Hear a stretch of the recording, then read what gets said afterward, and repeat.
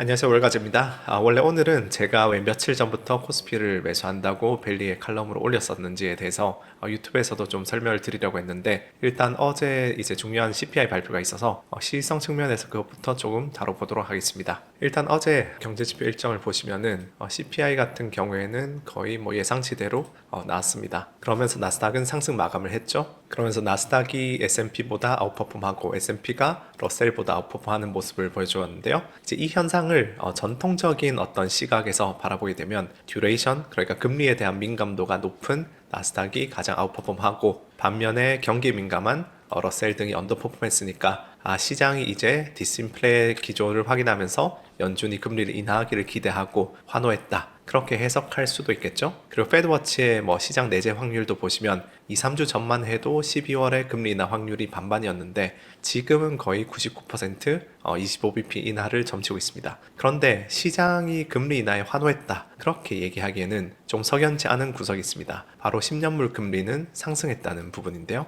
만약에 디스인플레 기조와 경기 둔화 분위기를 점치면서 이렇게 환호를 했다면 10년물 금리는 오히려 하락했었어야 하겠죠.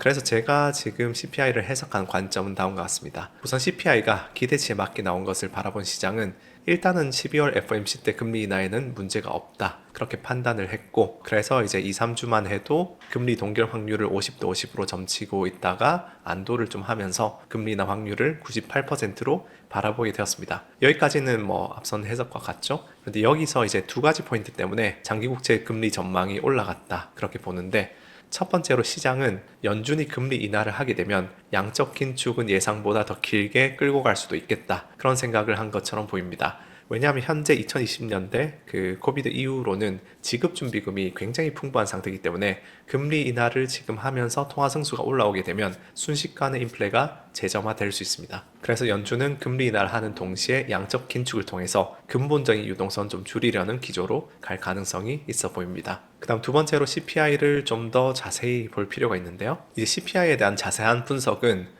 여기 저희가 경제지표 동향에 하나하나 잘 뜯어서 상세하게 다뤄드렸는데, 지금 실제로 이 하위 요인 들어가셔서 직접 한번 보시면은 굉장히 간단히 요약하자면 10월과 정반대로 서비스 물가는 상승세가 둔화되었는데 상품 물가는 플러스로 전환이 되었습니다. 이제까지 디스인플레이션 기조를 겨내내온 게 상품 물가였기 때문에 이게 반등하면서 장기적인 인플레 어떤 궤적에 대한 불확실성이 굉장히 올라가게 된 것이죠. 그래서 이제 10년물 금리도 어제 상승했고 골드도 소폭 상승했다고 저는 보고 있는데, 그런데 그러면 왜 나스닥은 10년물 금리의 상승에도 불구하고 다른 주가 지수를 아웃퍼폼 했는가? 듀레이션에도 불구하고. 그래서 이 부분은 듀레이션 관점보다는 빅테크들의 현금 여력과 안전자산 역할 때문인 것으로 저는 생각을 합니다. 다시 말해서 앞으로 장기금리가 계속 상승하게 되면 코비드 이후 제로금리 시대에 많은 회사채를 발행해 놨던 기업들이 자금을 재조달하고 부채를 이제 롤오버 할 때 많은 어려움을 겪게 됩니다. 그 시장 상황 속에서는 현금 여력이 충분한 빅테크들이 독보적인 포지셔닝을 가지게 되겠죠. 그래서 실제로 어제 나스닥은 1.7% 상승했지만 팽 ETF 같은 경우에는 2.25%로 훨씬 더 아웃퍼폼을 했습니다. 그래서 이게 이제 어제 제가 CPI를 바라보면서 관찰했던 부분이고요.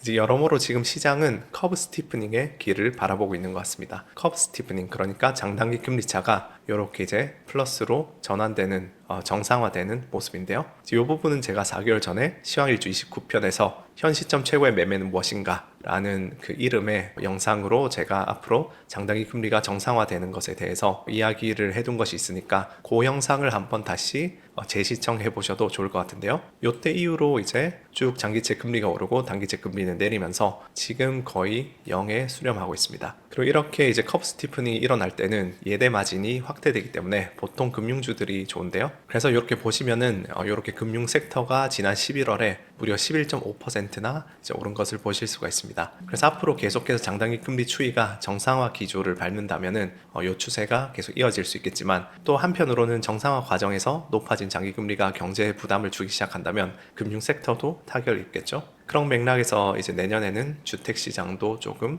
주시를 하면 좋은데, 일단 현재 시황은 이 정도로 하고 다음 시간에는 얼른 코스피 이야기를 좀 해보겠습니다. 코스피에 대해서는 이제 정치의 주기라는 이야기, 이제 재정정책과도 관련되는데 그 이야기랑 또 코스피 차트로 기술적 분석 살짝 해보도록 하겠습니다. 감사합니다.